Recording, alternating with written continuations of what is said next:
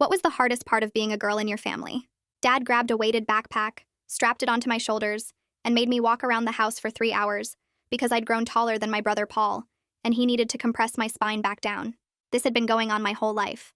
Dad came from this community where men being taller than women wasn't just preferred, it was literally required. He kept photo albums of all the women in his family standing next to their brothers with rulers measuring the height difference, and he'd show them to us like they were trophies. His own mother had broken her legs on purpose when she started getting taller than his uncle, and Dad talked about it like she was a hero. Mom was 5'2" and Dad was 6'1", which he said was the reason their marriage worked. My older sister Georgette was 5'4", and Paul was 5'7", so they were fine. But I was 5'8" at 13 and still growing, and Dad acted like I was personally trying to destroy the family. Every Sunday, Dad would line us up and measure everyone. Mom had to stand there too, even though she'd stopped growing decades ago, because Dad said the ritual kept everyone humble. He'd write our heights in this ledger, and if any of the girls had grown, he'd lose his mind. Around the time I turned 13, Mom started showing up to measurements looking sick and exhausted, and one morning I realized she was pregnant. I spent the next few months praying harder than I'd ever prayed for anything that it would be a girl. Another girl meant I'd still be the tallest daughter, meant I wouldn't have to shrink myself down for another brother. I'd catch Mom rubbing her belly, and I'd think, please let it be a girl. The morning I measured 5'9" and Paul was still 5'7", Dad didn't even speak to me. He just went to the garage and came back with the weighted backpack and said, "Put this on." When I asked for how long, he said, "Until your bones learn their place." Mom tried to say something, but Dad shot her this look and she went completely silent. Georgette was watching from the hallway with this look on her face like, "I'm so sorry this is happening to you too." The backpack was absolutely brutal. Dad made me wear it for hours every day, even when my back felt like it was breaking and I literally couldn't stand up straight anymore. He replaced my mattress with a wooden board because he said soft surfaces let your spine expand at night. Every morning he'd measure me, and if I was even slightly taller, he'd add more weight, or make me do these horrible stretches where I hung from the door frame while he literally pulled down on my legs. I started slouching constantly, trying to look shorter, and my back hurt so bad I could barely focus on anything else. Meanwhile, Paul got to do whatever he wanted. Dad was feeding him protein shakes and making him do exercises to grow taller, and Paul would walk past me struggling with the backpack and go, "Maybe, if you weren't such a freak, Dad wouldn't have to fix you." Mom would try to help me sometimes by lying about my measurements, but Dad always checked himself and he'd lose his mind at her for interfering. Her belly kept getting bigger and bigger, and I'd stare at it during measurements thinking that baby better be a girl or I'm completely screwed. Then I grew another inch and hit 5'10". Dad absolutely lost it. He said the compression wasn't working fast enough, so he was taking me to see someone who could stop my growth for good. We drove 2 hours to this doctor who worked out of his house and had bone diagrams covering the walls. The guy measured my legs and took x-rays and told Dad he could surgically remove parts of my growth plates, so I'd stop getting taller. Dad's face just lit up and he scheduled the surgery for 2 weeks later without asking me a single thing. I was completely freaking out, but Dad just goes, "You should have thought about this before you decided to keep growing." He showed me photos of Georgette's legs from when she'd had the same surgery at 14, and you could see all these scars and how she walked with a limp now. Dad goes, "Your sister understood what sacrifice means, and now it's your turn." I couldn't let him do this to me. The night before the surgery, I waited until everyone was asleep and climbed out my window. I made it about 6 blocks before Dad's truck pulled up next to me. He didn't say anything, just grabbed me and threw me in the back. When we got home, he dragged me straight to the basement and locked the door. I heard him putting extra locks on from the outside and then his footsteps going back upstairs. I was down there for 3 days with just a bucket and some water bottles. No food, no light except what came through this tiny window. I kept thinking about the surgery and how there was no way out now and how I was going to end up exactly like Georgette. Then on the 3rd day, the door opened and Mom came down. She was crying and she had this tiny baby wrapped in a blanket. She could barely look at me when she said, "You have a new brother." My heart just dropped straight through the floor. Another brother. Another boy I'd have to stay shorter than for the rest of my life. I started crying because I knew Dad was going to make the surgery even worse now. Make sure I stayed small enough for 2 brothers instead of 1. But then I heard Dad's footsteps coming down the stairs and he was smiling in this way that made my blood turn to ice. He looked at me and then at the baby and said, "His name is Charlie and the doctors say he has dwarfism. He'll never grow past 4 feet tall." Dad kept standing there in the doorway with that frozen smile on his face, and I could see him doing the math in his head about how Charlie's 4-foot maximum meant I needed to be way shorter than I'd thought. He turned around and walked back upstairs without saying another word to me, and Mom followed him with the baby still crying in her arms. I heard the locks clicking back into place from the outside, and then their footsteps fading away, and I sat there in the dark basement knowing the surgery was going to be even worse now. Because Dad had a brother who would never grow, and that meant I had to shrink down enough to make the difference visible. The surgery was still scheduled for 4 days from now, and I had no way out. That evening, Dad finally unlocked the basement door and told me to come upstairs for a family meeting, and when I climbed up, my legs were shaking so bad I could barely walk. He made everyone sit in the living room with Charlie in Mom's lap, and Georgette and Paul sat on the couch while I stood by the doorway because Dad hadn't told me I could sit. Dad started talking about how God works in mysterious ways, and how Charlie's dwarfism was actually a test of our family's commitment to proper order. He said that having a brother who would never grow past 4 feet meant the rest of us needed to take our responsibilities even more seriously. And he looked right at me when he said I would need to be compressed down to at least 5'6", so there would be visible difference between me and Charlie when he reached his adult height. Georgette's face went completely white, and she shot me this look of absolute horror from across the room, and I knew she was thinking about her own surgery and how Dad was about to do the same thing to me. Paul just nodded along like Dad was making perfect sense, and Mom stared down at Charlie without looking at anyone. Dad said the surgery was still happening in 4 days, and now it was even more important because our family structure depended on maintaining proper proportions, and he dismissed everyone except me. He made me stand there while he measured me again, and wrote down 5'10" in his ledger, and he said by this time next month I'd be at least 2 inches shorter, and we'd keep going until I reached the target height.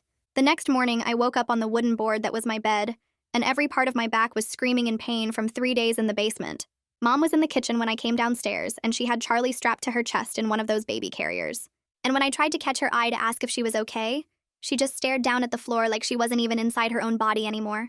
She was moving around making breakfast, but her movements were all jerky and wrong, and I realized she probably hadn't slept more than an hour or two, between Charlie crying all night and Dad's demands. I tried to say something to her, but she just shook her head slightly and kept staring at the floor, and I knew she was too exhausted and too beaten down to help me even if she wanted to. Dad came into the kitchen and told Mom she needed to keep better control over Charlie's crying because it was disturbing the household, and she just nodded and said she was sorry. That afternoon, while Dad was at work, Georgette found me in the hallway outside my room, and she grabbed my arm and pulled me into the bathroom where we could talk without anyone hearing. She whispered that I needed to do exactly what Dad said for now because fighting him directly only made the punishments worse, and I started to argue, but she cut me off. She pulled up her pant leg and showed me the fresh keloid scars around her surgical sites, and they were these raised, angry red lines that looked like they'd never healed right, even though it had been 3 years. She told me she'd been in constant pain ever since the surgery, and her leg still didn't work properly, and Dad called it her sacrifice for family honor whenever she complained. She said the scars got infected twice, and she had to hide it from doctors because Dad said medical people would try to interfere, and she showed me how her gait was permanently altered because they'd cut into her growth plates wrong. I felt sick looking at those scars and thinking about how Dad was going to do the same thing to me in 4 days.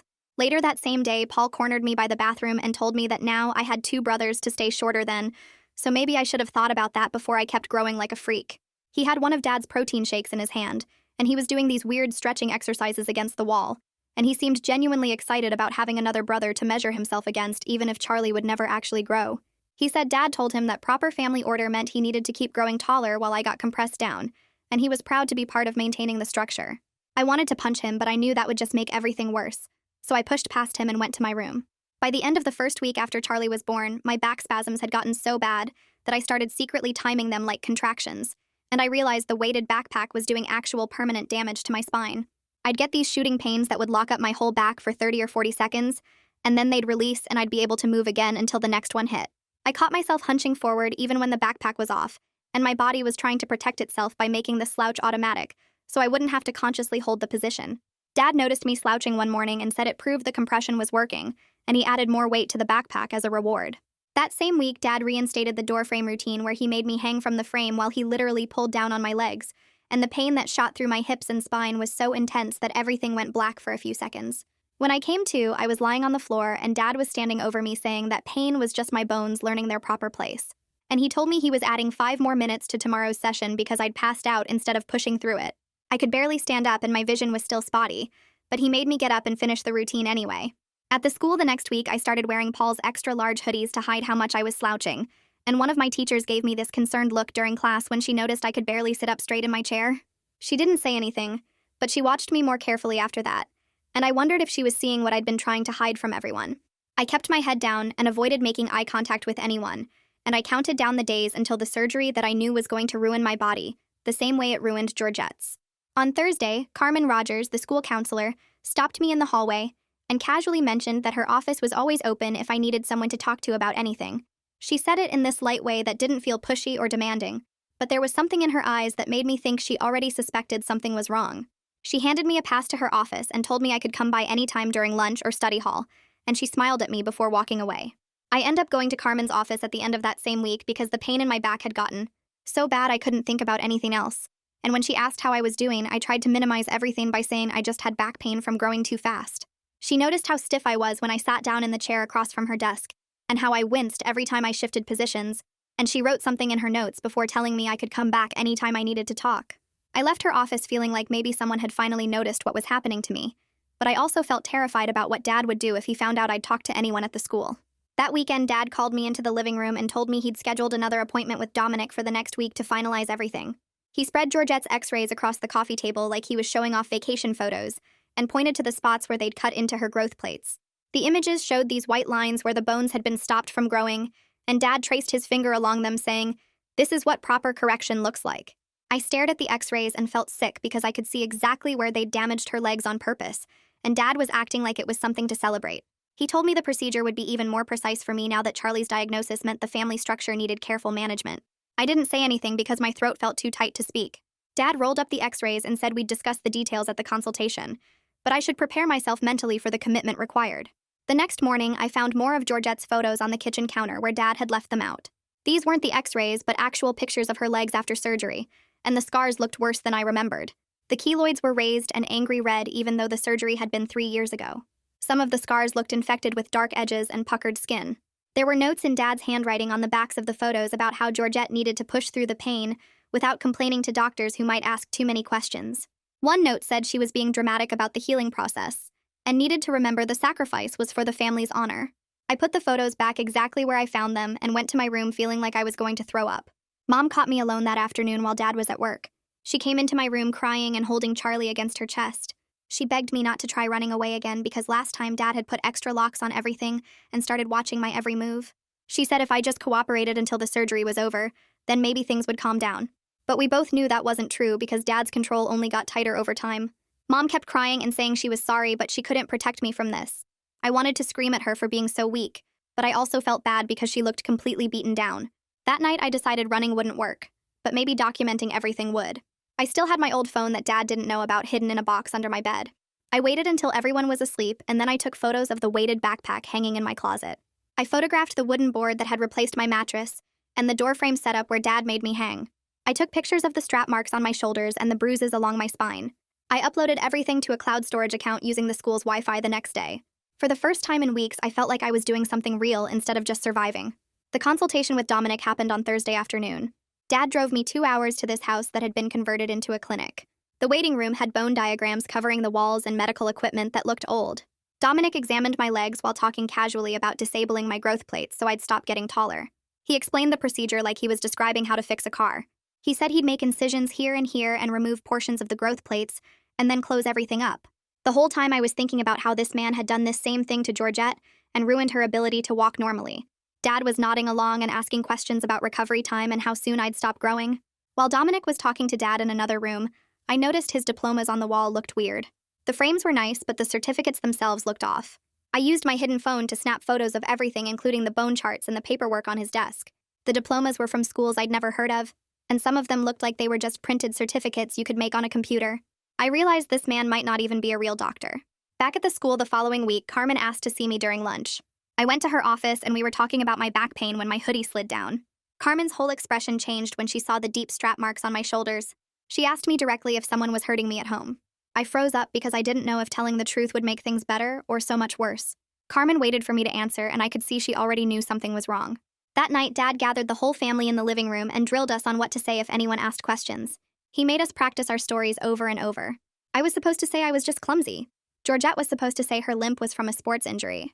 Mom was supposed to say everything was fine at home. Dad warned us that if anyone broke ranks, the whole family would suffer consequences. He hid the weighted backpack and the height ledger in the garage where visitors wouldn't see them. 2 days later, I was standing in the kitchen making breakfast when my back went into a spasm so severe that I collapsed. I couldn't get up off the floor and the pain was shooting through my spine like electricity. Mom panicked and called 911 before Dad could stop her. I heard her on the phone saying my daughter can't move and we need help. The paramedics arrived within 10 minutes and asked what happened. I could see Dad standing in the doorway with this look that told me I better stick to the story we'd practiced. At the emergency room, a doctor named Deepika Chin examined my back. She found the strap marks and the bruising along my spine. She pressed on my vertebrae and asked how long I'd been in pain. She took photos and wrote detailed notes. She told the nurse something about a pattern that's consistent with non-accidental trauma. I realized she knew someone had done this to me on purpose. Dr. Chin ordered x-rays and asked me to describe what happened, but I was too scared to tell her the truth with Dad sitting right there in the room. 4 days after the hospital visit, a woman named Alyssa Nguyen knocked on our front door and said she was from CPS doing a scheduled home visit. I felt this tiny spark of hope mixed with complete terror because I knew Dad had been preparing for this moment since Dr. Chin made her report. Alyssa had dark hair pulled back in a bun, and she carried a tablet and wore this expression that was professional, but not unkind. She asked to speak with each of us separately, and I could hear Dad's voice in my head from the night before when he drilled us on our stories and warned that breaking ranks would bring consequences for the whole family. Dad smiled at Alyssa and said of course she could talk to anyone she needed to, and he acted like we were the most normal family in the world. The house looked completely different from it had a week ago because Dad spent 2 full days sanitizing everything and hiding anything that might raise questions. The weighted backpack was gone from the corner where it usually sat. The doorframe in the hallway had been cleaned and the pull-down rig was dismantled and hidden somewhere I didn't know about. My room looked normal with a regular mattress on the bed instead of the wooden board. Dad even put up some family photos in the living room that made us look happy and close.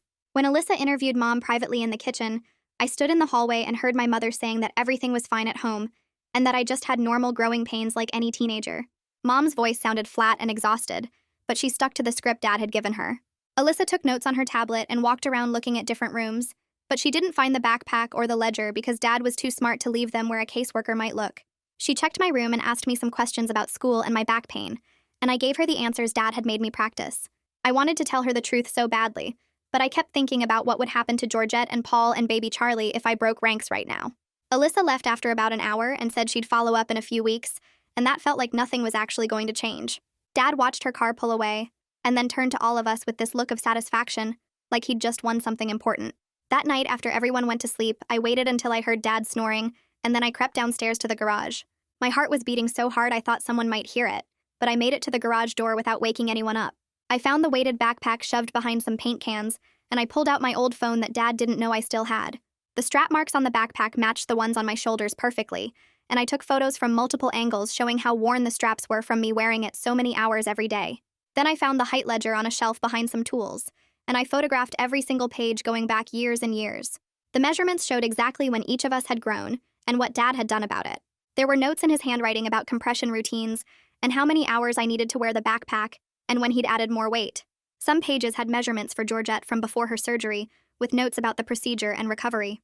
I uploaded everything to the cloud storage account I'd set up using the school Wi-Fi, and I labeled each file with dates and descriptions, so someone looking at them would understand what they were seeing. For the first time in weeks, I felt like I was building something that existed outside this house and outside Dad's control. I put everything back exactly where I'd found it and snuck back upstairs before anyone woke up. The next morning before school, Georgette caught me in the hallway and slipped me a manila folder without saying anything at first. Inside were copies of her surgical paperwork from when she was 14, including papers with implant lot numbers and post-operative instructions that mentioned complications she'd had. There were photos of her legs right after the surgery showing the incisions and swelling and notes from Dad about how she needed to push through the pain without complaining. Georgette leaned in close and whispered that she'd been keeping these papers for years, waiting for the right moment to use them. She said she thought that moment was coming now, whether we were ready for it or not. Her eyes looked scared but also determined, like she'd finally decided to stop protecting Dad and start protecting me instead. I took the folder and hid it in my backpack, and Georgette squeezed my hand once before walking away. Later that week, Paul cornered me by the bathroom and told me something that made my stomach turn. He said Dad's men's group had been comparing their family's height ratios at their weekly meetings, and apparently Dad had been bragging about how he was fixing me before I became a permanent embarrassment to the family. Paul said it like he was proud to be part of this system, and like he thought I should be grateful Dad was putting in so much effort to correct me. He mentioned that other men in the group had daughters they were working on too, and they all shared tips about compression techniques and which doctors would do the surgeries. I felt sick thinking about how many other girls in our community were going through the same thing I was, and how their fathers all got together to congratulate each other about it. Paul walked away looking pleased with himself, and I realized he genuinely believed this was all normal and right. I decided I needed to record what actually happened at these meetings, so people would believe me about the community aspect. The following week, I waited until Dad left for his men's group, and then I followed him in the dark, staying far enough back that he wouldn't notice. He drove to a house about 15 minutes away, and I watched him go inside with 5 other men I recognized from church. I crept around to the side of the house where I could see through a window into the room where they were meeting. I pulled out my phone and started recording the audio through the window. The men sat in a circle praising each other for keeping their women in proper proportion, and they shared specific tips about compression techniques that had worked for their families. One man talked about his daughter's growth plate surgery like it was this huge achievement, and he showed photos of her before and after measurements. Another man mentioned a girl from the community who had run away last year and brought shame on her whole family, and they all agreed that running away had to be prevented at any cost. They talked about monitoring their daughter's activities and limiting their contact with people outside the community who might put wrong ideas in their heads. Dad contributed to the conversation by describing my situation and how the compression wasn't working fast enough, so he'd scheduled the surgery. The other men nodded approvingly, and one of them said Dad was doing the right thing by taking decisive action. I recorded about 20 minutes before I got too scared someone would see me, and I ran back to where I'd hidden my bike. A few days later, Mom tried to take Charlie to a pediatric follow-up appointment to get more information about managing his dwarfism. She had the appointment card in her hand, and Charlie strapped in his car seat, and she was backing out of the driveway when Dad's truck suddenly blocked her in. He got out and walked over to her window and demanded to know where she thought she was going. Mom showed him the appointment card and said the pediatrician wanted to check on Charlie's development, but Dad grabbed the card right out of her hand and ripped it into pieces. He said Charlie's genetics were God's plan and didn't need medical interference from doctors who would try to make it into some kind of problem that needed fixing. Mom started crying and Dad told her to take Charlie back inside and cancel any future appointments. I watched from the window and realized Dad was going to control Charlie's medical care the same way he'd controlled everything else about our bodies. He wasn't going to let any doctor tell him that Charlie's height was anything other than exactly what God intended. I couldn't keep this inside anymore, so I went back to Carmen's office during lunch the next day. This time when she asked how I was doing, I told her absolutely everything. I told her about the weighted backpack and the hours I had to wear it, and how my back felt like it was breaking. I told her about the doorframe pulls where Dad literally hung me up and pulled down on my legs. I told her about the surgery that was scheduled and how Dominic wasn't even a real doctor. I showed her the recordings I'd made of Dad's men's group and the photos of the ledger and the backpack. I pulled up the files on the school computer and let her see everything I'd been documenting. Carmen listened without interrupting, and her face got more and more serious as I talked. When I finished, she helped me create what she called a safety plan for if things got worse at home. She gave me emergency numbers to call, and she said she was filing a formal report that day because what was happening to me met the legal definition of child abuse. She said the evidence I'd collected was important, and that I'd done the right thing by documenting everything. For the first time, I felt like maybe someone with actual power was going to do something to help me. That evening, I was in my room when Dad came in holding my old phone that I thought I'd hidden so carefully. His face was red and the veins in his neck were standing out and he was shaking with anger. He'd found the phone and discovered the cloud storage account with all my evidence and he was absolutely losing it. He smashed the phone against my desk so hard that pieces of it flew across the room and he started screaming that I was trying to destroy the family. He said I was a traitor and a liar and that I was making up stories to turn people against him. He told me I wasn't going to the school anymore until after the surgery, and that he'd pull me out permanently if I ever spoke to Carmen or anyone else about family business again. He said the surgery was happening in 2 days now instead of next week, because he wasn't giving me any more time to cause trouble. Mom stood in the doorway looking terrified, but she didn't say anything to stop him. Dad took my school laptop and my regular phone and said I was grounded to my room except for meals and bathroom breaks. He put a lock on the outside of my door and said this was for my own good, until I learned to be loyal to my family. The next morning, I didn't show up at the school because Dad had locked me in my room. Carmen noticed I was absent and she called Alyssa and they coordinated an unannounced joint visit to check on my welfare. They showed up at our house with a police officer who said they had the legal right to enter and check that I was safe. Dad tried to turn them away at the front door, and he put on his charming voice saying everything was fine and I was just homesick today. But the officer said they needed to see me in person, and that refusing entry would make things worse. I heard their footsteps coming through the house and Carmen calling my name, and then I heard them discover the lock on the outside of my bedroom door. The officer told Dad to open it immediately, and Dad had no choice but to unlock it with everyone standing right there watching him. The door swung open and Carmen stepped into my room first, her eyes scanning everything with this focused look that made me feel like someone was finally seeing what I'd been living with. Alyssa came in right behind her and pulled out her phone to start taking pictures, and I watched her photograph the wooden board where my mattress used to be, and the way my bed frame sat empty and hard. Carmen knelt down next to where I was sitting on the floor and asked if I was okay, and I nodded even though my whole body was shaking. Because I didn't know if this was finally help arriving, or if Dad was going to find a way to make them leave and then punish me worse than ever. Alyssa moved to the doorframe and photographed the metal rig that was still attached there with the straps hanging down, and she asked Dad what it was for in this calm, professional voice. Dad stood in the hallway with his arms crossed and said it was therapeutic equipment for my posture because I'd been complaining about back pain. He said the board was better for spinal alignment than a soft mattress, and the doorframe setup was for stretching exercises recommended by our family doctor. The police officer asked which doctor, and Dad gave some name I'd never heard before, and I could see Alyssa writing everything down in her notepad.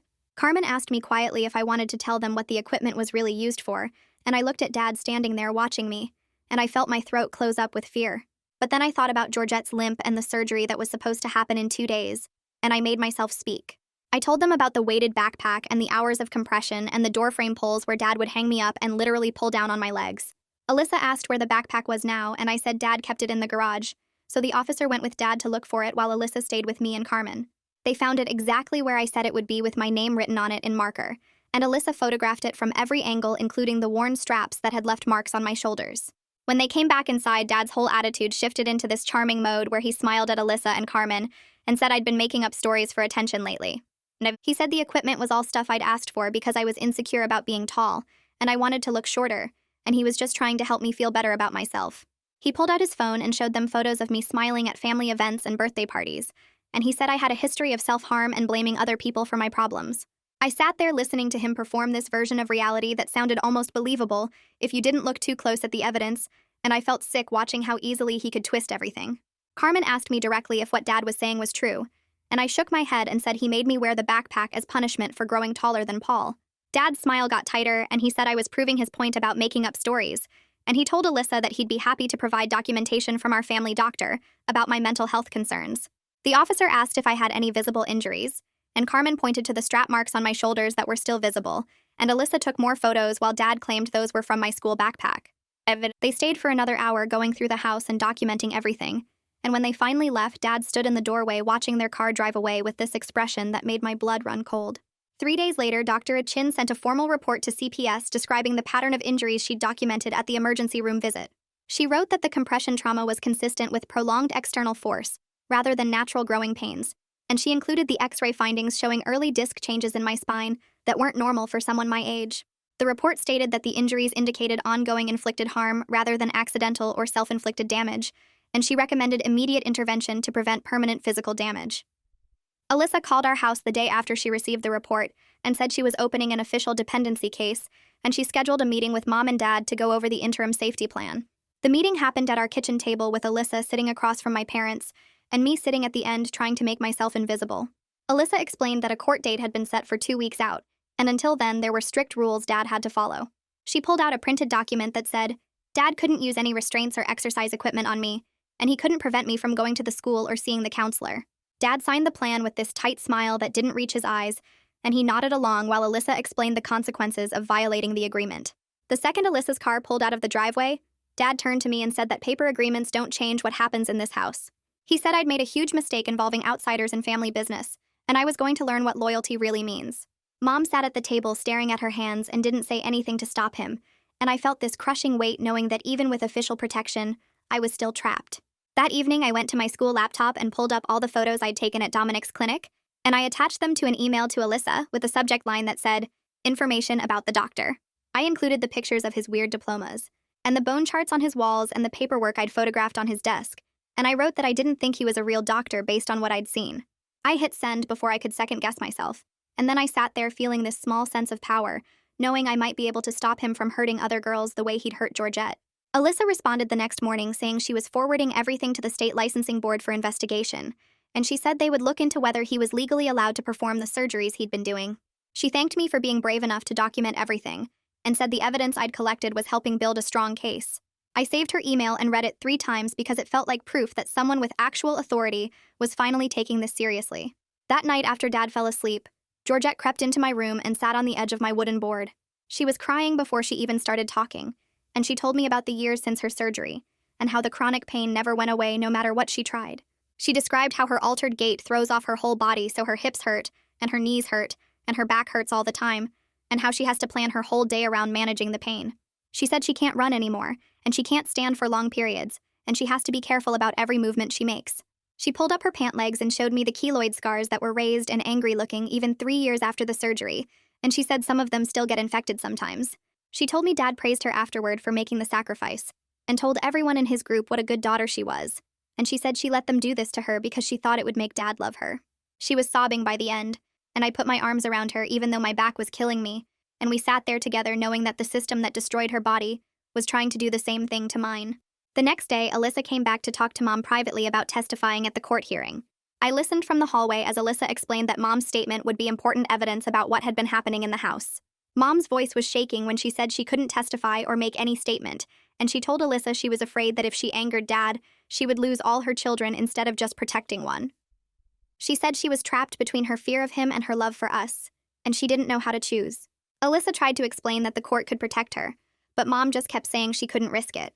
I stood there feeling this complicated mix of resentment and pity, because I understood she was scared, but I also needed her to be brave enough to help me. After Alyssa left, Mom found me in my room and said she was sorry, but she had to think about all her kids, not just me, and I didn't say anything because what was there to say? 2 days later, I waited until Dad went in the shower and then I grabbed his phone from the kitchen counter. My hands were shaking as I opened his messages and found the group chat with his men's group, and I started scrolling through months of conversations. The messages were full of them bragging about correcting their daughters and sharing techniques for compression and growth suppression. I found messages where Dad promised to send before and after measurements from my surgery, and other men responding with praise and encouragement. There were messages about girls who'd successfully been compressed, and celebrations when families maintained proper height ratios. There were also messages shaming families where girls were taller than their brothers, and talking about those families as failures. I screenshotted everything as fast as I could, sending the images to my email account before clearing the notification history so Dad wouldn't know I'd been in his phone. I saved everything in a folder labeled evidence, and felt like I was finally building a case that no one could deny. That same week, I noticed Paul getting moody and ashamed whenever Dad measured him. The protein regimen was making him gain weight, but not height, and he was still stuck at 5'7" while getting thicker around the middle. Dad would look disappointed during measurements and Paul would storm off to his room afterward. I caught him looking at me one afternoon with this complicated expression that might have been jealousy or pity or both. I realized the system that was crushing me was also crushing him in different ways, and even though he'd been awful to me, I felt a tiny bit of sympathy for him. He was trapped in Dad's expectations too, just from a different angle, and neither of us could ever measure up to what Dad wanted us to be. Meanwhile, Carmen was drafting a detailed letter for the court describing every injury she'd observed since I first came to her office. She included notes from every conversation we'd had and documented the changes in my physical presentation over the past months. She wrote about how I'd gone from walking normally to constant slouching, from participating in class to barely being able to sit upright, from being engaged to being withdrawn and scared. Her professional assessment stated that I was at risk of serious harm if I remained in the home without intervention, and she recommended immediate protective action. She submitted the letter along with notes from the school nurse about my declining physical condition and the multiple times I'd been sent to the nurse's office for back pain.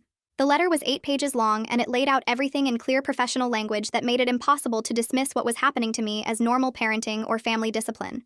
The court hearing happened 3 weeks later, and the judge issued an interim order that said I could stay at home as long as Dad followed strict conditions about no restraints or compression equipment. Dad signed the paperwork right there in the courtroom and told the judge he understood completely and would comply with everything.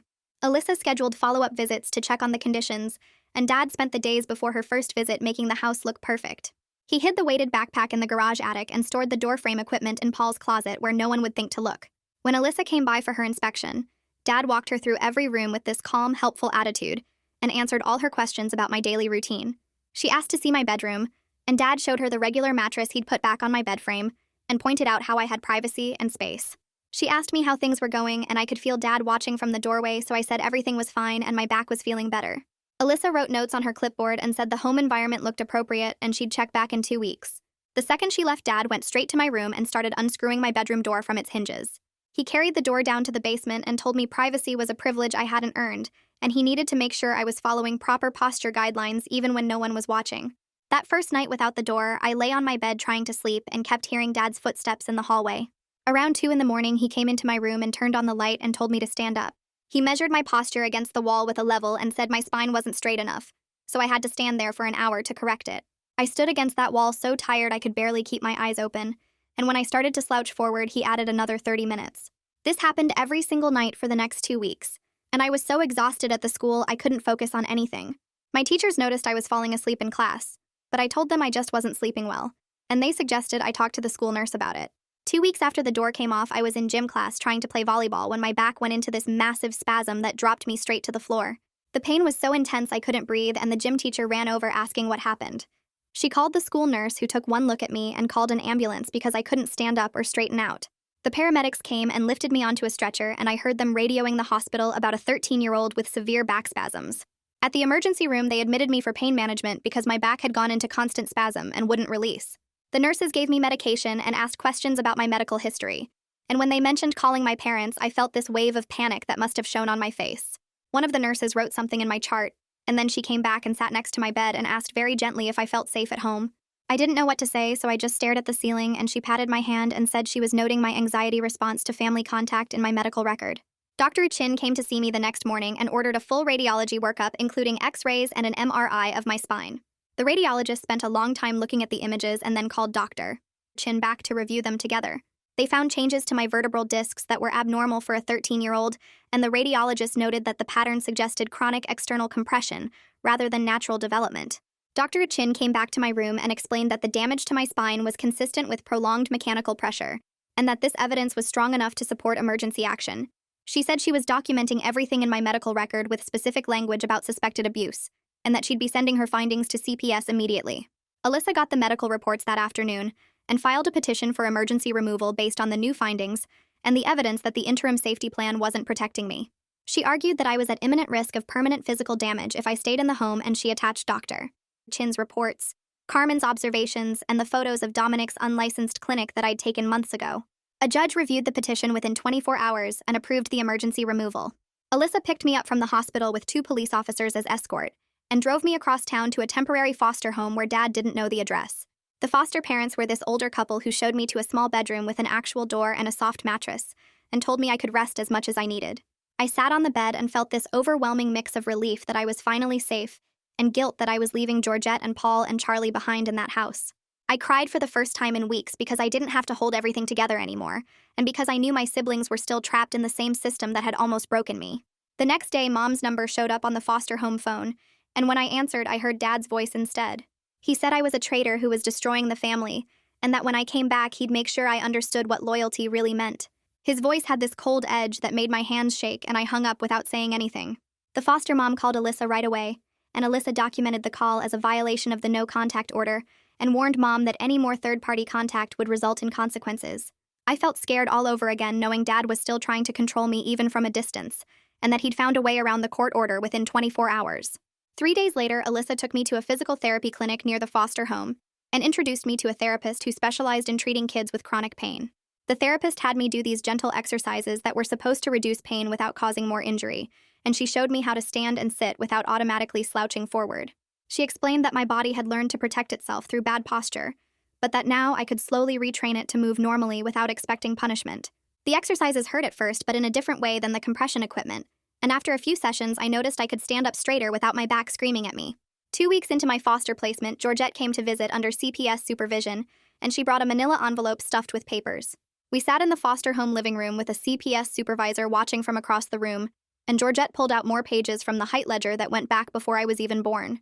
The pages showed measurements of our aunts and female cousins with dates going back 20 years, and there were notes in Dad's handwriting about which girls needed correction and which families maintained proper order. One page had a list of girls who'd had surgery with Dominic and notes about their recovery times and final heights. I realized this had been going on for generations, and that Dad's system wasn't just about our family, but about an entire network of families doing the same thing to their daughters. Georgette's hands were shaking when she showed me a page about our grandmother who'd broken her own legs, and how Dad had written that she understood true sacrifice. That same week, Alyssa called to tell me the state licensing board had investigated Dominic and discovered he was operating without proper medical credentials. His diplomas were from unaccredited schools, and he'd never completed a legitimate surgical residency. He shut down his home clinic before they could complete the full investigation and moved to another state. Alyssa said he wouldn't be able to hurt any more girls through surgery, at least not in our state. And I felt this cautious satisfaction knowing I'd helped stop him, even though he'd probably never face real consequences for what he'd done to Georgette and all the other girls. Alyssa called me 3 weeks later to tell me that Mom had taken Charlie to a pediatric appointment without telling Dad, which was the first time I'd heard about Mom doing anything that went against his control. The doctor gave Mom information about managing dwarfism and connecting with support groups for families, and Mom hid all the paperwork in her car under the spare tire where Dad wouldn't think to look. Alyssa said Mom had been reading the materials during her lunch breaks at work and asking the pediatrician questions about Charlie's development, and I felt this weird mix of hope and worry, because Mom taking action meant things might change, but it also meant Dad would find out eventually. 2 days after that appointment, Dad discovered the paperwork when he was looking for jumper cables in Mom's trunk, and he confronted her in the driveway while she was getting groceries out of the car. Alyssa heard about it from a neighbor who called CPS after watching Dad block Mom against the car and yell at her for 20 minutes about medicalizing Charlie's condition. Dad told Mom that Charlie's height was natural and perfect the way God made him, but Alyssa said the neighbor could hear him screaming about Mom acting without permission and losing control over the family. The neighbor recorded part of it on her phone and sent it to CPS, and you could hear Dad saying that no doctor was going to turn his son into a medical experiment. 4 weeks after my removal, the dependency hearing finally happened at the county courthouse, and I sat in the waiting area with Alyssa, while Carmen went in first to testify about her observations at the school. The judge granted a no-contact order between me and Dad, while allowing supervised visits with my siblings, and when I walked past the courtroom door, I could see Dad sitting there looking calm and reasonable in a button-down shirt. But I watched his face when the judge said he couldn't have any contact with me until he completed parenting classes and anger management, and I saw the rage underneath his composed expression when he clenched his jaw so hard I thought his teeth would crack. After the hearing, the community men started pressuring Mom to bring me back home and drop the case, and Paul cornered me in the school hallway 2 days later to repeat their threats about family shame and consequences for betrayal. He said the men were talking about how our family was being torn apart by outside interference, and how I was responsible for bringing government agents into private family matters. Mom called me that night crying and saying the pressure was too much, and I realized that even with court orders in place, the community's power was still crushing her because they controlled her social world and her sense of identity.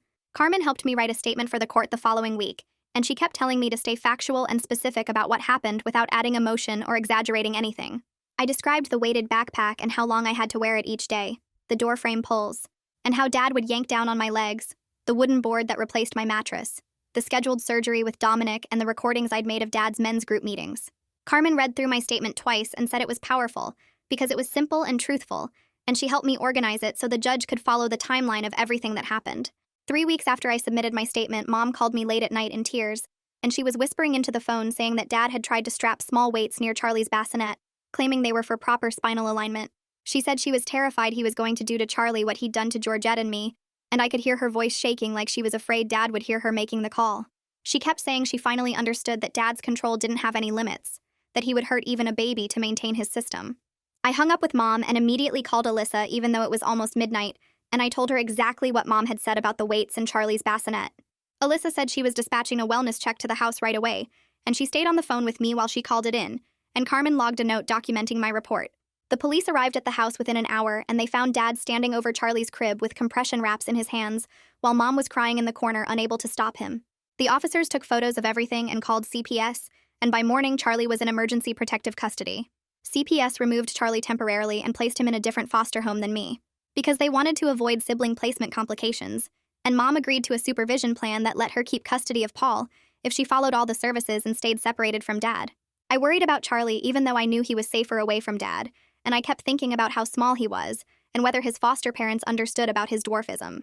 Mom had to move into her sister's house to maintain the separation requirement, and Paul stayed with her under CPS monitoring. The police questioned Dad about the compression wraps and his intentions with Charlie, and they arrested him on charges of child endangerment and obstruction of a court order since the dependency case was still active. He got released on bail the same day, and he went straight back to the community where the men rallied around him and started talking about government overreach and religious persecution.